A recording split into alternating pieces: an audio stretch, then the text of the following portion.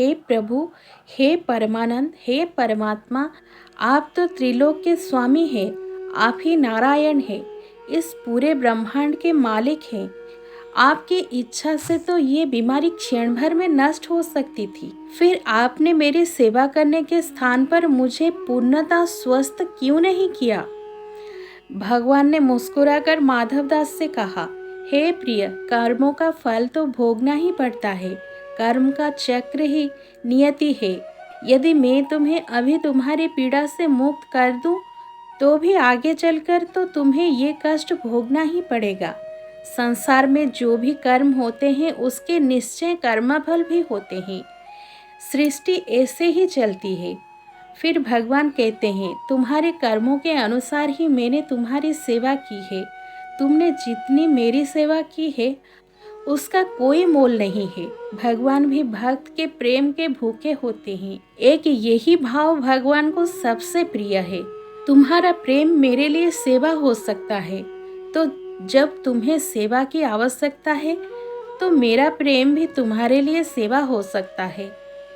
हे मेरे प्रिय माधवदास, तुम्हारे कर्मों का फल तो अवश्य मिलेगा, पर तुम्हारी भक्ति से मैं इतना प्रसन्न हूँ कि तुम्हारे बचे कष्ट अब मैं अपना ऊपर लेता हूँ। अब मैं तुम्हारी ये पीड़ा यही अंत करता हूँ। तुम्हारे 15 दिन का जोर जो शेष है वो मैं अपने ऊपर लेता हूँ और तुम्हें स्वस्थ शरीर प्रदान करता हूँ। भगवान के ऐसा कहते ही माधवदास स्वस्थ हो गए। उधर मंदिर में ज्येष्ठ पूर्णिमा के अवसर पर भगवान को 108 घड़े जल से नहलाया जा रहा था। नहलाने के उपरांत भगवान का विग्रह जोर से तपने लगा और 15 दिन तक तपता रहा। तब से मान्यता है कि जो भी भक्त की पीड़ा प्रभु हरते हैं, उन्हीं कारणों से वे 15 दिनों तक बीमार रहते हैं और इसका कलंक 108 घड़े जल को लगता है। धन्य है वो 108 घड़े जल को जो प्रभु के लीला के अंग हैं।